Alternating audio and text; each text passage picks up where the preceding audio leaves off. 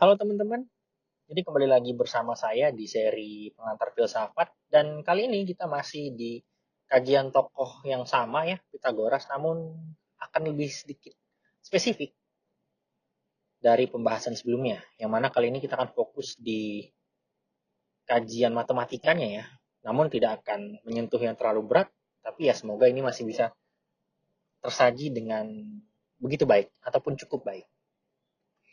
Jadi kita harus bertanya ya, kita perlu bertanya, apakah angka itu hanya sekedar simbol untuk berhitung atau angka merupakan inti terdalam dari realitas itu sendiri? Dan disinilah pertanyaan-pertanyaan itu diajukan oleh Pitagoras. Asumsi tadi itu merupakan bayangan Pitagoras terhadap dunia ini.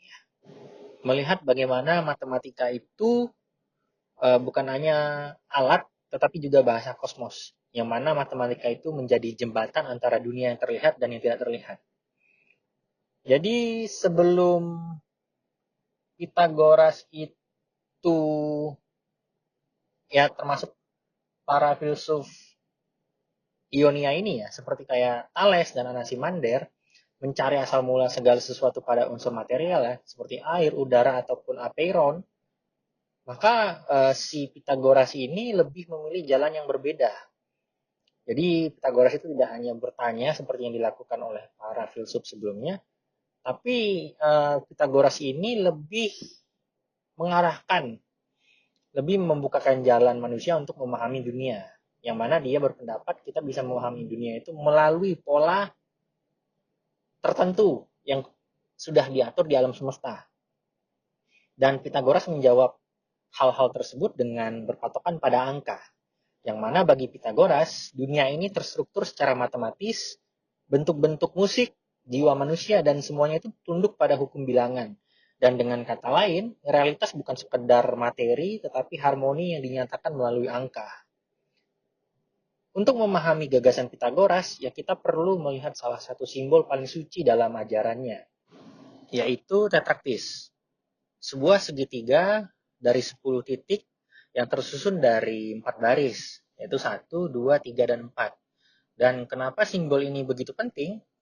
Karena ia merepresentasikan kemajuan dimensi yang dimulai dari titik-titik, kemudian menjadi garis, dari garis menjadi bidang, dan dari bidang itu menjadi ruang.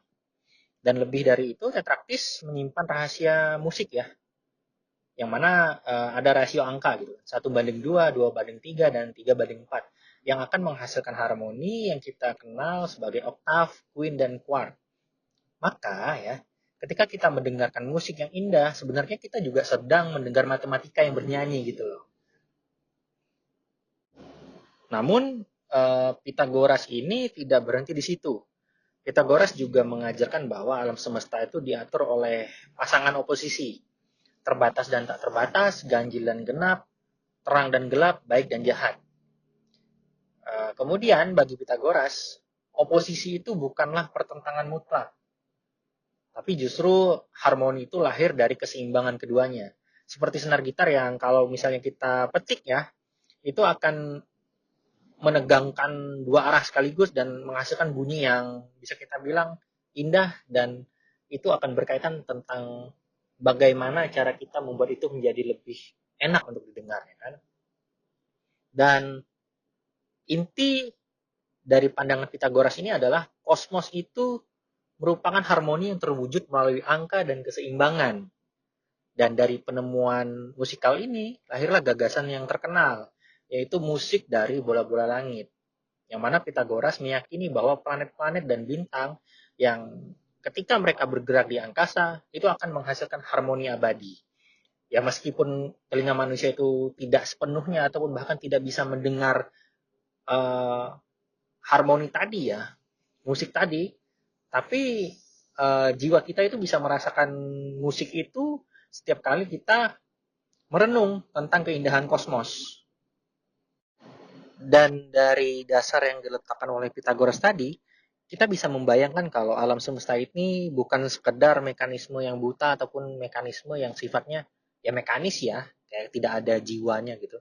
Tapi alam semesta ini kayak sebuah simfoni, sebuah orkestra raksasa yang mana matematika itu menjadi bagian yang mengatur partitur tadi. yang menuliskan musik tersebut. Dan setelah kita memahami sedikit tentang bagaimana matematika dan angka-angka ini mempengaruhi hidup, ya kan? Jadi kita perlu bertanya dong, apa artinya kajian-kajian Pitagoras, angka-angka yang dibahas sama Pitagoras itu terhadap filsafat atau bagi filsafat?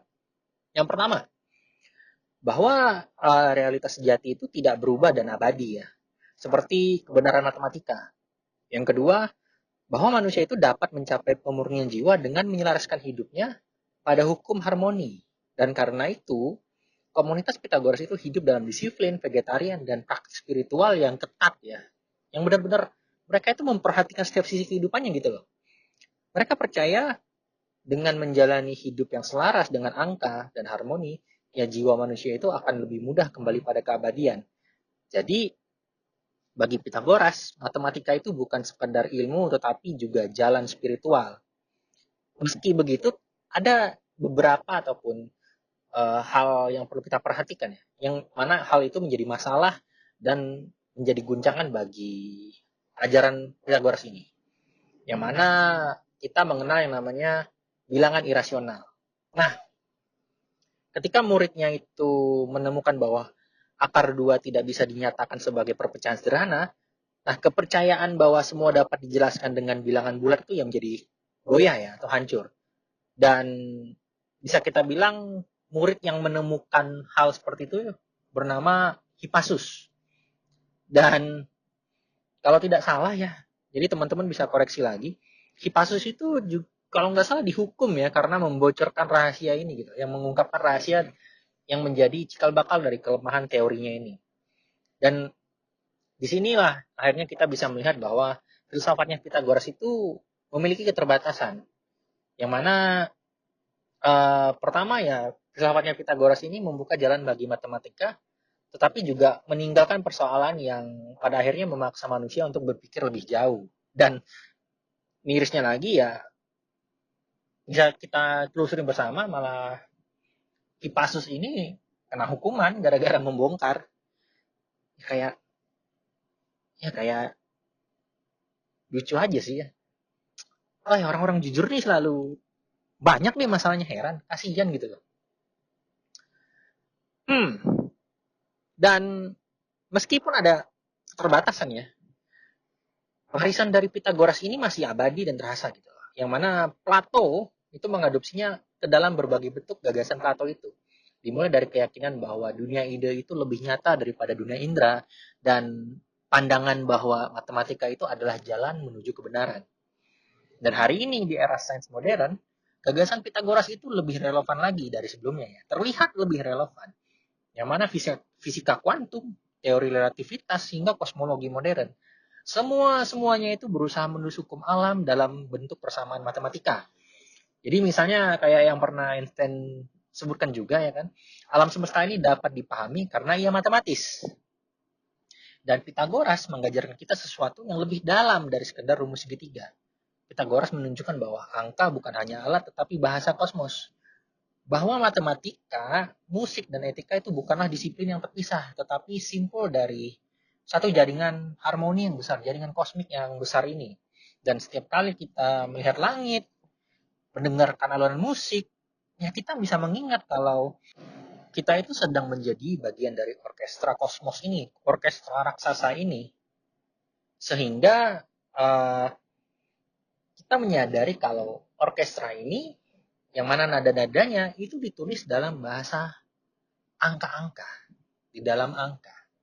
Dan perlu kita pahami bahwa disitulah letak dasar dari filsafat matematikanya, ataupun bisa dibilang filsafat dan matematika yang coba diletakkan oleh Pitagoras. Secara sederhana ya, kita mencoba menyederhanakannya. Tapi nanti teman-teman bisa baca lebih lanjut terkait hal-hal ini sehingga teman-teman bisa mendapatkan pemahaman yang lebih luas lagi tentang Pitagoras.